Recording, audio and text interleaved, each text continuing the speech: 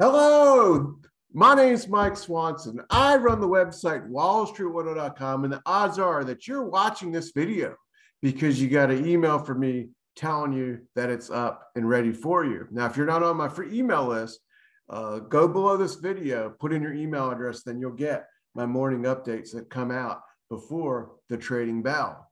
Now, a lot of stuff is going on, a lot of stuff to talk about. In this video, I want to talk about the two trades I talked about in the last video that I just recently put on, and then another trading idea that you might be interested in too. But these trading ideas are not designed for short-term jump in and out, put in $1 and try to make 1,000. These are steady Eddie things that are lined up with the underlying macro trends of the market. I look to hold things and get into something that I don't have to worry it's going to crash 30% the next day, which is what happens with so many of the fad stocks over the past couple of months, which have been lagging the market. And we've seen extreme volatility in the crypto market. And even the NASDAQ itself has dipped down earlier this year. It hit the 200-day moving average and is coming off of that, rallying off of that into earnings, which are going to start next week, really. That's a topic for another video. Let's talk about the two trades and some of the stuff happening today. I got to share my screen so you can see what I'm looking at. And this is the ETF FXE. It tracks the price of the euro priced in dollars. And this, as I talked to you about in the last video, I bought on Friday last week, and today it broke to the upside through the trading pattern that I was hoping it would break through, and it accomplished that. Resistance on this ETF was 106, support 104.5. So by using those two price points, I had a well-defined risk entry point.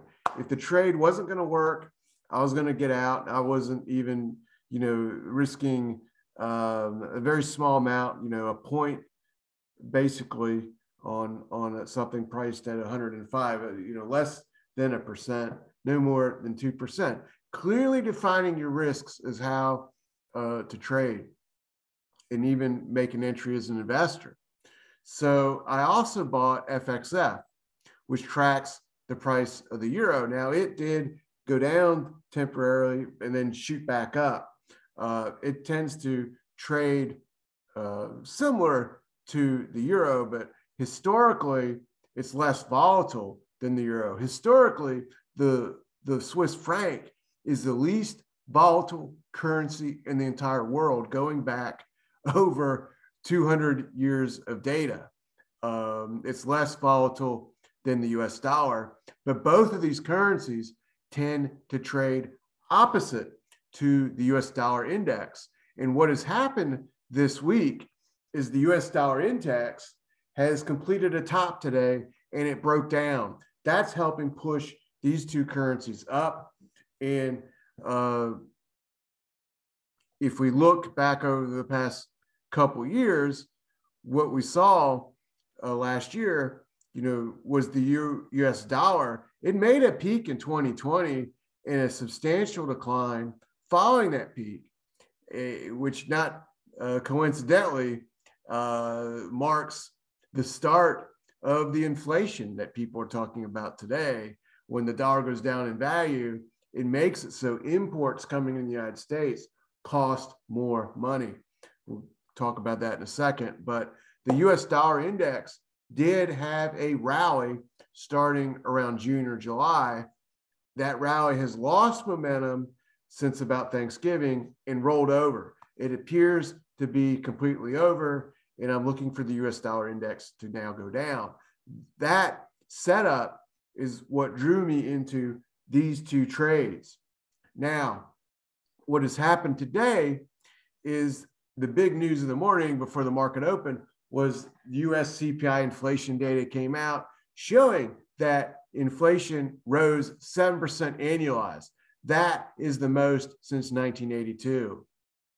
Now, if you can think back to 2021 in January, what people were predicting then was that inflation would appear in the data by April, May, June, and then vanish by the end of the year. That did not happen. Instead, the inflation appeared, did not simply go away, but accelerated to where today we're talking about the rate of inflation going up the most since 1982. Now, when inflation goes up, that in time will cause interest rates to go up. And there's already talk of coming interest rate hikes this year. Higher interest rate hikes hurt companies that have high stock market valuations. And when you're early in that rate hike cycle, typically what you see is the increase in stock market volatility in the most highly valued stocks and speculative assets. That is exactly what we've seen in the first week of this year. We're seeing a little bit of a breather in that this week as the NASDAQ is riding back up. But the most extremely speculative stocks will remain in danger after this current rally in the NASDAQ comes to an end. That's a topic for another video. But if you look at the headlines, this is the story of the day. And here's Biden says inflation report shows progress in slowing down runaway prices. It really doesn't. I wish it did, but there's no sign to think that inflation is going away. Because when you see the start of an inflationary trend, which really began last year, it typically plays out over years, not just simply 2 or 3 months.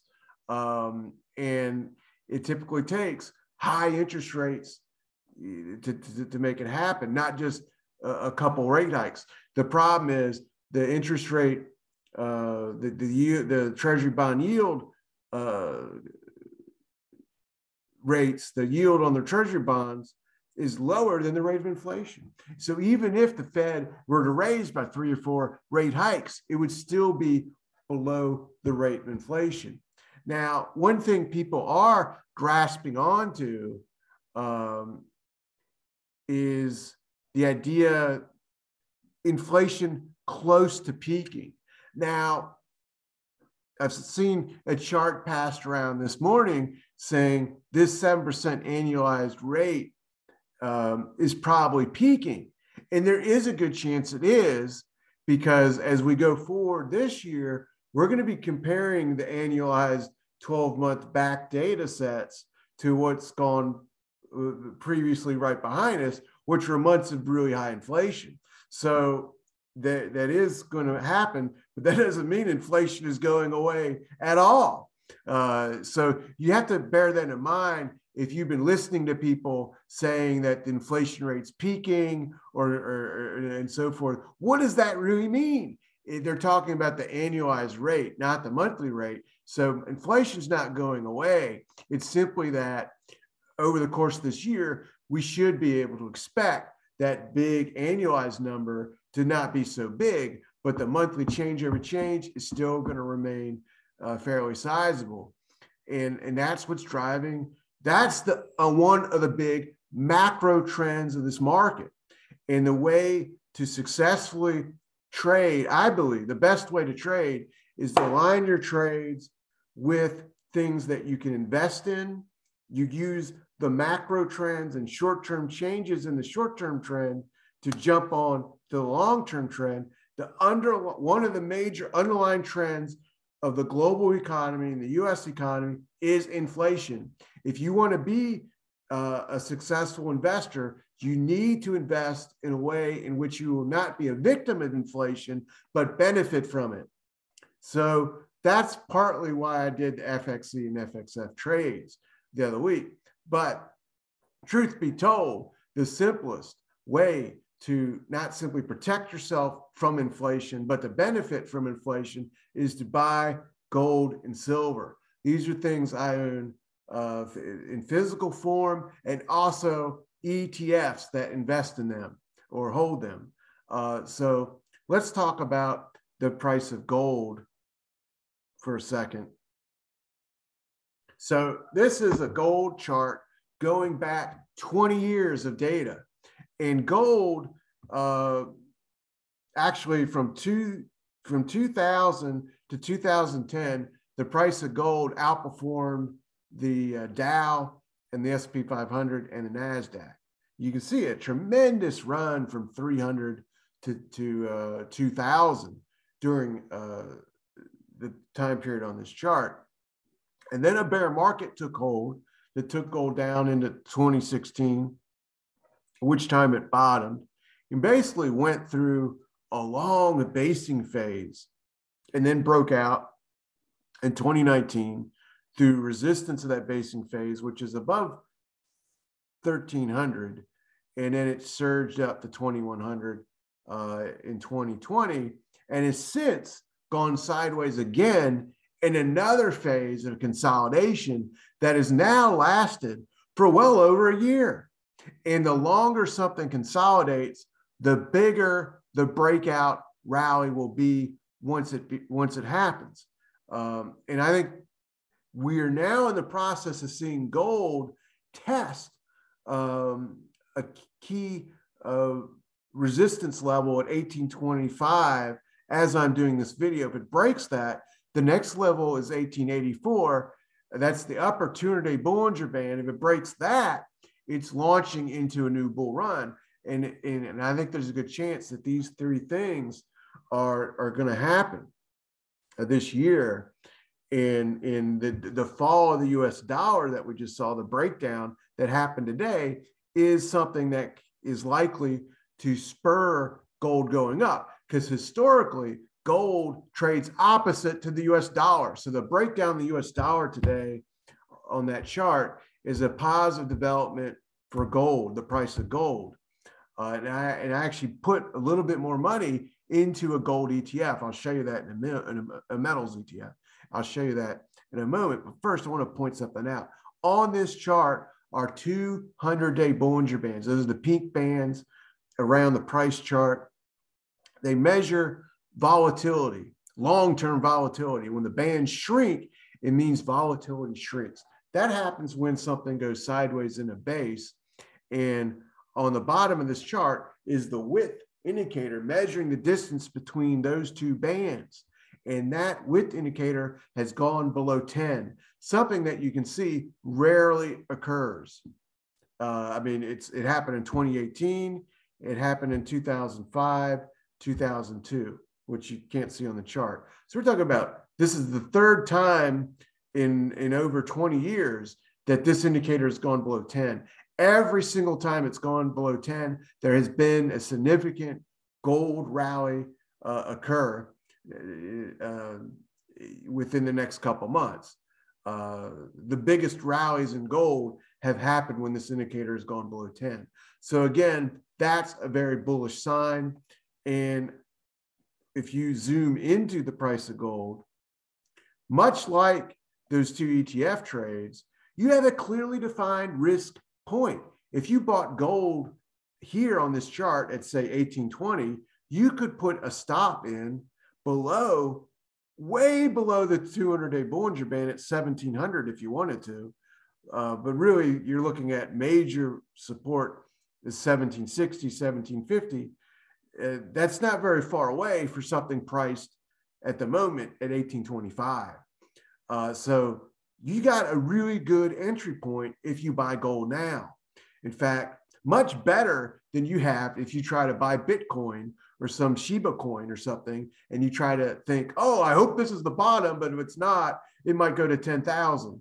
With this, you're not risking very much, and it's part of the underlying trend. It's not simply some speculative thing, you know, where people are playing on an app. Gold has been a store of value since mankind traded and built civilization.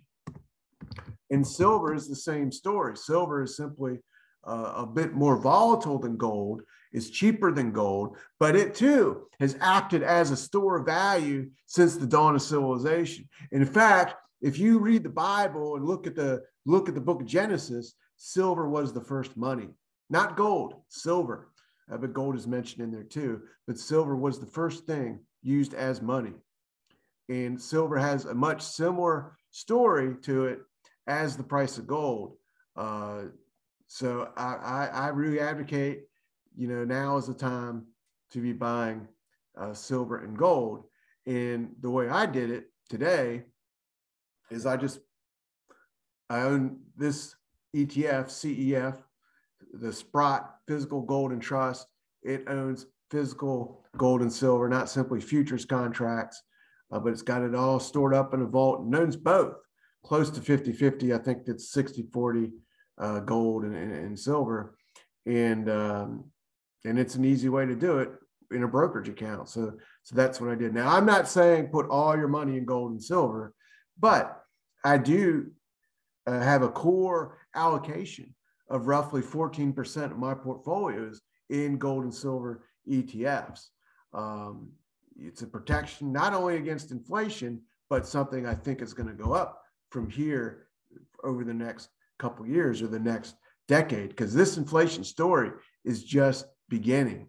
It's going to have its pauses, but I think we're in a macro environment much similar to what began in the 1970s. So a lot of stuff going on. Talked about in this video, updated you on FXE, FXF, those two recent trades I put on. Those I don't see as positions I'm going to try to hold for years. To me, those are more trades. The metals are something that are core positions for me, but they're not just good investments at this point. I think they're in positions where they're good trades for people too, good entry points for people.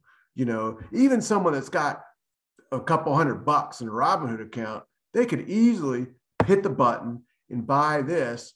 And I think they would like to be in something that can go up slowly instead of something that crashes 10% a day, goes up 10%, crashes again, and puts them on this crazy ride, which unfortunately, if you look at the top 100 Robinhood most widely owned positions, that's how they're acting. And we'll go through them in a future video. So all that said, I just want to update you what's going on today, the inflation data that came out today, the significant breakdown in the US dollar index. And if you want to get my other videos, what you need to do, click the like button. That way YouTube knows that these videos are valuable and they'll show them to people. And then you need to hit the subscribe button and then click the bell, and YouTube will send you a notification the next time I put a video up. And all that said, have a good day, and I'll be talking with you later.